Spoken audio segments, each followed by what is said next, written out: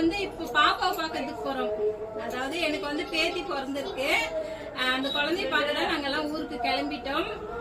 எங்க பாப்பாவுக்கு வந்து நான் ட்ரெஸ் எல்லாம் எடுத்துட்டு வந்திருக்கேன். அதை வந்து உங்களோட காட்டலாம் அப்படின்றதுக்காக தான் இந்த சின்ன வீடியோஸ்.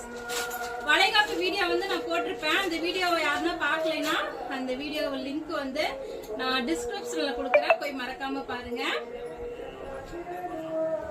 காட்டுமா வை கங்கா, இதெல்லாம் இதுதான் எங்க பாப்பாக்கு நான் எடுத்த ட்ரெஸ்.